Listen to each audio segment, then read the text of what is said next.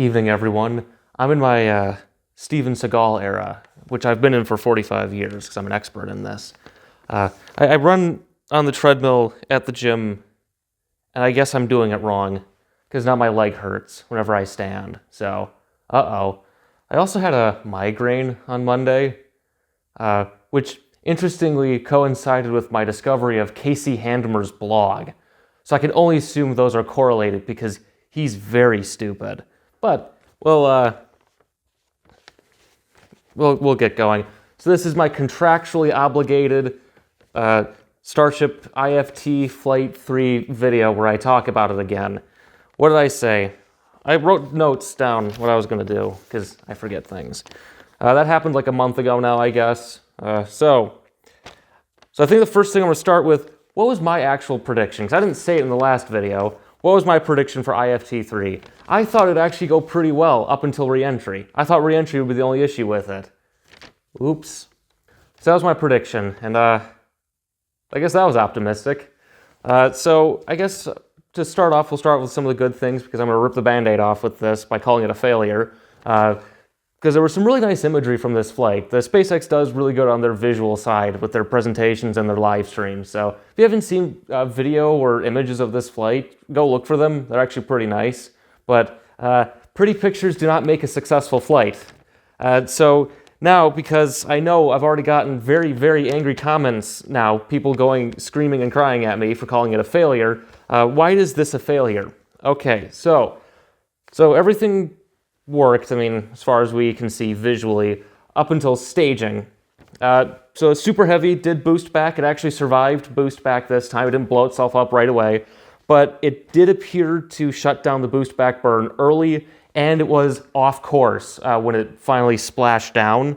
And if you watch the video of it coming in, as it comes down, you can see bits and pieces coming off the engine bay, and it does not look like the engines were capable of restarting for the splashdown landing. And from what it sounds like, Super Heavy blew itself up. So that's not a success. I can speculate as to why. We won't know until SpaceX tells us. If it's that ice issue that might be happening, they didn't actually fix that. They just pushed it farther down into the flight path. So that's not good. So again, Super Heavy still does not work. Then Starship made it to SECO and then immediately started tumbling because they lost control. I've also heard speculation as to what would cause that, and the theory I've seen a lot is that, so the RCS thrusters, the little maneuvering thrusters on it use ullage gas from the tanks, because again, they're trying to simplify vehicle fluids on Starship to their detriment, it seems. And I guess the lines froze for that because it relies on hot gas from the engines. It's the full details of how the RCS work is, well, SpaceX proprietary, so we don't know fully, or even if that was what caused this. So because this tumbling, there was no Raptor relight in space. This is why these flights are suborbital, by the way. Some people kept saying that Starship was orbital. No, this isn't orbit. Unless you consider Earth to be a point mass, but that's kind of a useless definition. Starship's orbit had a perigee below the crust. And unless SpaceX intends on becoming part of the Boring Company, that doesn't qualify as orbital. It was a suborbital flight. Because things like Raptor relight are important for deorbiting this 100 tons plus of steel and tiles. You don't want that stuck in low Earth orbit tumbling out of control. I mean, remember the Long March 5 first stage controversies from a year or two ago? Imagine that for something way bigger and attached to Elon Musk. So there's no Raptor relight. The prop transfer demo, which was from a header tank to a main propellant tank, the computer said that happened. We don't know if that actually happened or not. This one we'll know if it does, because SpaceX will get awarded money from NASA as part of a contract. So that's, I don't know if that actually happened. And then, of course, they tested the payload bay door opening and closing where it didn't actually close all the way. Also, if you watch that, you can see the last remnants of the atmosphere kind of drain out. It was really cool. Except that's not what will ever happen again on operational Starship, because all of that is air going across what would be Mylar surfaces and tear them. So operational Starship won't have that pretty waterfall look to the air draining out. But the payload bay door got stuck. There's plenty of speculation of what could have happened to that. My pet theory is that because Boca Chica doesn't actually have a sound suppression system, that's what did it. It was shaken to pieces. Yeah, so just so we clear here, there's no sound suppression at Boca Chica. There's the deluge system, but that's mostly to protect the launch mount from the engines. In reality, there's no sound suppression. I mean, the deluge probably does a little bit of sound suppression, but there is no sound suppression system yet. You're going, wait, there's the water spraying. Yeah, I know, it's confusing, but like, LC-39 for SLS, oh God, I'm going to bring that into this. It's also a deluge and sound suppression system. It protects parts of the launch mount, and it also protects the spacecraft from the noise of the engines firing. So in this case, there's no deluge system. See, I'm doing this. There's no sound suppression system, because water's good at absorbing sound to dampen it. So what's most likely going on there is, so on IFT-1, this wasn't as big of an issue because the dirt absorbed the sound and was flown out. But now that they've reinforced the concrete to put the plate in, the sound is shaking and being reflected back off the pad straight up to the payload area. That's most likely what's shaking off all the tiles on Starship as well. So that's what's happening there. So before Starship ever becomes operational, they're gonna fix that. So of course, Starship then tumbled into re-entry. See, I was worried about the TPS here, but I guess you don't have to worry about that if that's not the part hitting the atmosphere first. And of course, it disintegrated. So that makes this a failure. Starship did not complete its goals. Now, a lot of people are going to start screaming at me saying, well, SpaceX said this was a success. Yeah, they called IFT-1 a success. SpaceX's definition of success is very Soviet. They're alternative successes, we'll say, if you want to go there. So this is not a successful flight by any means. Starship still does not work. Oh, and I brought up customer stuff last time. So just to be clear here, yeah, customers don't necessarily care about super heavy going back, but if that design fault can show up during ascent, yeah, they care about that. Customers also care if you keep control of your system. Obviously, Starship tumbling is not good for customer payloads. They don't appreciate that. And customers also kind of care if your system works, right? Astra is a good example of this. They didn't bother to finish developing their vehicle, and it failed a lot. And now they're, doomed as a launch provider. And they're also doomed because they're promising like 300 flights a year, which is very silly. But point is, customers care about systems actually working too. Let's see. Okay, so yeah. But it's a test flight. Oh, they're just testing it. Yeah, what were they testing? The stuff that failed. Did Super Heavy complete the job? No. Did Starship complete the job? No. Failure. There is no definition of success that includes this flight. So what is the... Okay, so... Where was I... Whoa. Where did I learn to write? Oh my gosh.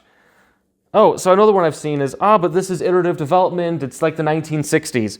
Okay, so in the 1960s, when rockets were being developed, we didn't know how to build rockets.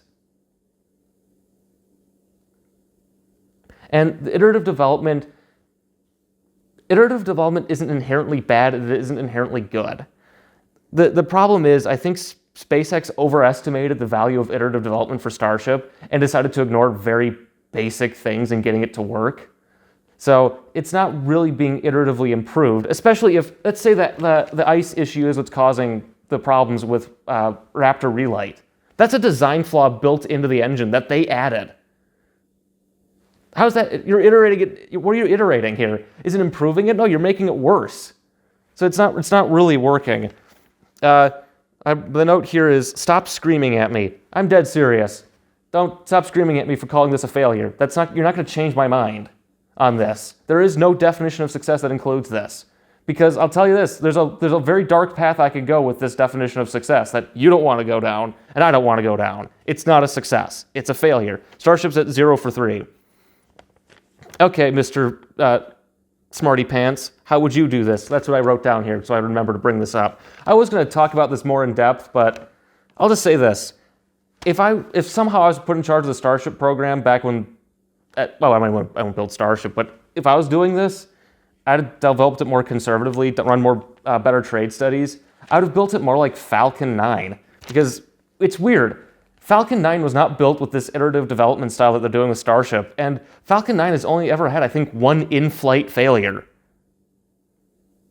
Yeah, I mean, they blew up Amos 6 on the pad from very dumb reasons, but the only one I can think of is actually CRS-7. That's the only actual failure they've had was Falcon 9.